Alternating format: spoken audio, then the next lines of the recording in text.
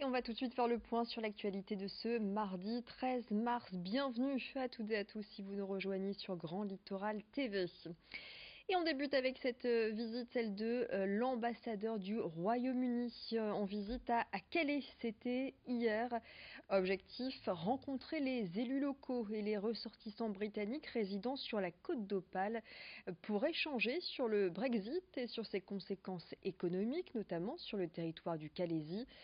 Conséquences qui sont aussi politiques et qui se ressentent dans la vie quotidienne des expatriés britanniques en France et des expatriés français au Royaume-Uni.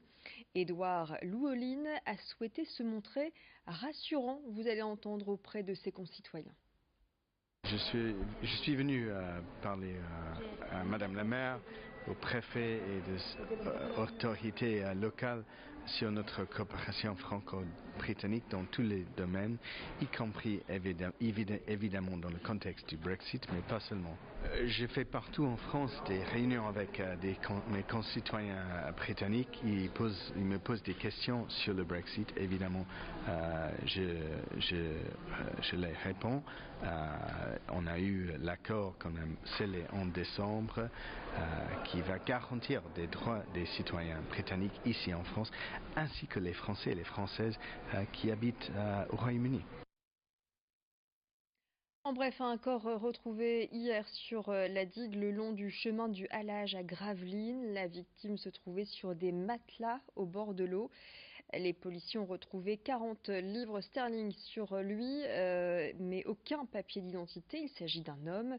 Une enquête confiée au parquet de Dunkerque doit déterminer son identité et les causes de son décès. Gros plan sur une association dans le Dunkerquois, elle s'appelle Précocéo. Elle accompagne les personnes précoces, qu'elles soient enfants ou adultes, car pas toujours à l'aise dans leur peau du fait des différences, pas toujours bien comprises également, une situation face à laquelle l'entourage se trouve souvent démuni.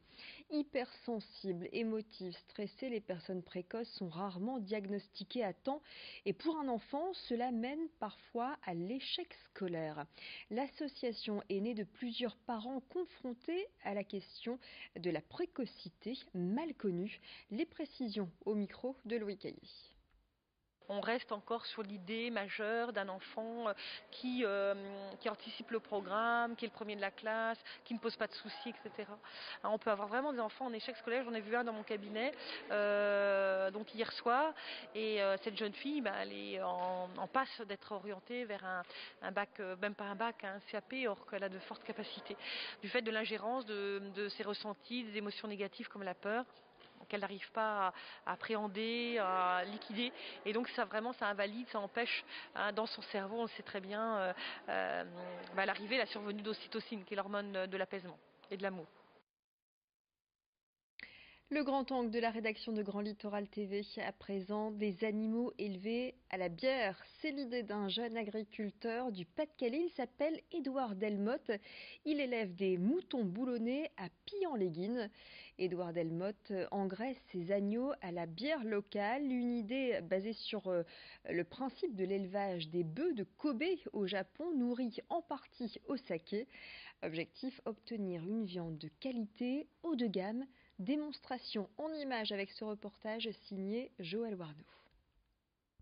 C'est dans cette ancienne ferme, à Pillan-les-Guines, qu'Édouard Delmotte a lancé son exploitation agricole. À seulement 19 ans, cela fait 1 an qu'il élève des moutons boulonnais. Étudiant la semaine à l'Institut agricole de Genêt, il s'occupe de ses 60 brebis le week-end avec une méthode pour le moins innovante. En plus de la musique en fond sonore pour les déstresser, Édouard donne à ses agneaux de la bière qu'il brasse lui-même, le tout avec modération. Le but en fait c'est de leur faire boire de la bière pour permettre grâce à l'alcool de dissoudre les graisses qui sont extérieures à la viande et de les faire infiltrer dans la viande en fait, parce que vu que le gras est conducteur de goût, on va pouvoir permettre de développer plus de saveur grâce à ce persillage en fait, parce que c'est un persillage. Et c'est pour ça que j'utilise de la bière, et c'est aussi pour essayer de me démarquer des autres et puis gérer mon propre marché en fait. Édouard a toujours été passionné par l'élevage. Il a eu son premier mouton à 15 ans, mais monter son exploitation n'a pas été facile. Ses parents n'étant pas éleveurs, il lui a fallu tout apprendre par lui-même. J'ai tout appris moi-même, on va dire. J'ai appris avec des livres, j'ai appris sur internet, en échangeant avec des éleveurs. Mais au début, ouais, c'est sûr qu'on fait des erreurs et c'est de ces erreurs qu'on apprend. Sa petite entreprise commence à se faire un nom dans la région. Pour développer son élevage, Édouard travaille en éco-pâturage avec les mairies alentours. Par la suite, il souhaite aussi mettre en place la vente directe à la ferme. Lorsque l'on vend ou achète un véhicule automobile par le biais de petites annonces, il n'est pas toujours facile d'échapper aux arnaques. Pour bénéficier d'un service sécurisé, une entreprise déjà installée à Paris arrive dans notre région. Kiump vous propose de lui confier la vente de votre voiture. Celle-ci passera entre les mains de mécaniciens qui veilleront à son état et à ses installations et d'une équipe de commerciaux qui fixeront son prix. Un gain de temps pour le vendeur et une sécurité pour l'acheteur moyennant une commission de 5%. Pour comprendre ce service qui se démarque de celui d'une concession automobile, les précisions de l'un des responsables de l'entreprise interrogé par Xavier Silly. Le service coûte entre 5 et 6% de commission qu'on prend sur le prix de la voiture, là où les professionnels, pour la reprise classique, prennent 20 à 30%. Ils ne font pas de la marge sur le dos du client, c'est juste que les professionnels qui font de la reprise ont des coûts qui sont énormes. Ils stockent les voitures, ils ont un parc à louer, ils ont un parc à assurer, ils engagent du capital, bref, tout ça c'est une structure de coûts importante de laquelle nous on s'affranchit complètement. Puisque nous, on ne retient que l'essentiel. L'inspection mécanique, l'expertise, ensuite la voiture va rester chez le vendeur jusqu'à ce qu'on trouve un acheteur. Voilà, c'est la fin de votre édition locale sur Grand Littoral TV. Dans la prochaine édition régionale, cette fois, on reviendra sur le mécontentement des usagers du Thalys qui risquent de ne plus pouvoir emprunter quotidiennement la ligne Lille-Bruxelles à 7h20.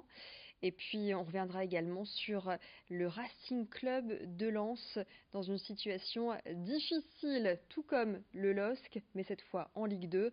Restez avec nous, d'autres éditions vous attendent, d'autres flashs. D'ici là, les prévisions météo, la tendance côté ciel sur le littoral pour les prochaines heures.